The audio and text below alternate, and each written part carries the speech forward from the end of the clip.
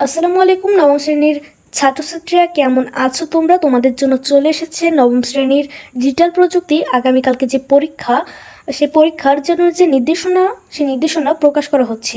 তোমরা সেই সকাল থেকে বলছো নির্দেশনা দেন, প্রশ্ন দেন, নির্দেশনা দেন, প্রশ্ন দেন, তা চলে আসছে তোমাদের জন্য। এখন দেখে নাও, আমি প্রশ্ন তো দিব, এর সাথে উত্তরটাও দেখাই দিব, ঠিক আছে? সকলে তো প্রশ্ন দিয়ে ফেলছে অলরেডি, আমি এখন উত্তরটা সমাধান করাবো, প্রশ্নটা সমাধান করব। ঠিক আছে, তো চলো প্রথম প্রশ্নটা দেখি। প্রথম প্রশ্নটা রয়েছে কাজ 1, দেখতে পাচ্ছ কাজ 1। নিজ এলাকায় নিজ এলাকার নিজ এলাকার নাগরিকদের জন্য সাইবার ঝুঁকি চিহ্নিত করার জন্য সম্ভাব্য সাইবার নিরাপত্তা ঝুঁকিগুলোর নাম ও কতজন কোন ঝুঁকির কথা উল্লেখ করেছে তার উপাত্ত অন্য দলের সদস্যদের নিকট হতে সংগ্রহ করো। ঠিক আছে, চলো আমরা এই যে উত্তর তোমরা দেখতে পাচ্ছ। প্রথমে বিভিন্ন সম্ভাব্য সাইবার ঝুঁকিগুলোর একটি তালিকা তৈরি করুন। উদাহরণস্বরূপ ফিশিং, ম্যালওয়্যার, তারপরে ransomware, password hacking, social engineering, data link, distributed denial of service, যেটা বলে ডিডিওএস, এটার আক্রমণ। ধাপ 2 দেখবা তথ্য সংগ্রহের পদ্ধতি নির্ধারণ। ঠিক আছে, এখন আপনার এলাকার নাগরিকদের মধ্যে একটা জরিপ পরিচালনা করতে পারেন। জরিপে তাদের উপরে সাইবার ঝুঁকিগুলোর কোনটি তারা চিহ্নিত তার সম্পর্কে জিজ্ঞাসা করুন। এছাড়াও তারা ইতিমধ্যে কোন ঝুঁকির সম্মুখীন হয়েছে কিনা তারা জিজ্ঞাসা করতে পারেন। এই যে ধাপ 3, তথ্য সংগ্রহ। উদাহরণস্বরূপ ধরে নিই আপনি জরিপ পরিচালনা করেছেন এবং নিচের ফলাফল পেয়েছেন।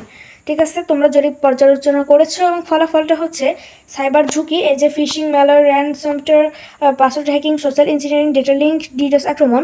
আর এবার নাগরিকদের সংখ্যা, মানে কতজন এটার আক্রমণের শিকার হয়েছে।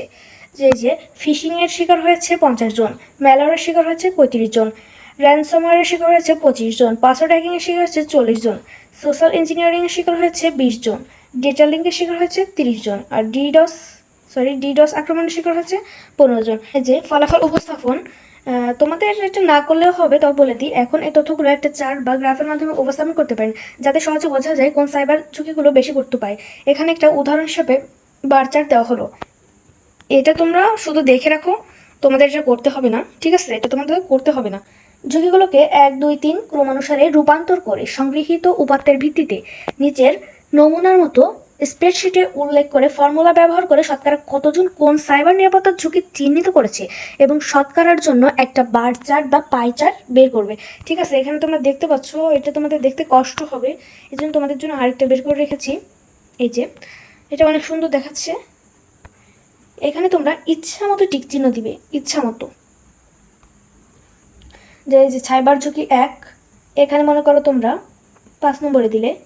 সাইবার নিরাপত্তা ঝুঁকি 2, এখানে মনে করো তোমরা 12 নম্বরে দিলে। এরকম করে সবগুলো ঘর পূরণ করতে হবে, ইচ্ছা মতো দিয়ে দিবা এবং ধাপ অনুসারে দিয়ে দিবে তোমরা। ঠিক আছে, প্রতিটা ঘরে দিয়ে দিবা।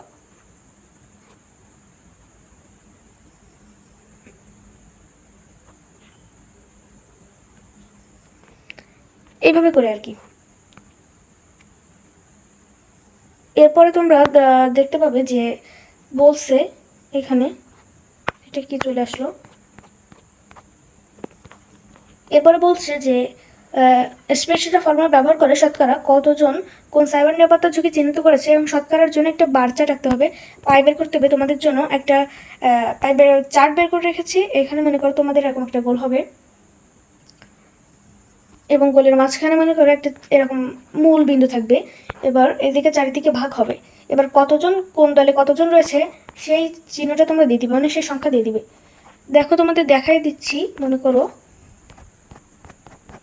হ্যাঁ এখানে দেখাই দিই। এই যে সাইবার ঝুঁকি 1-এ রয়েছে 10 জন,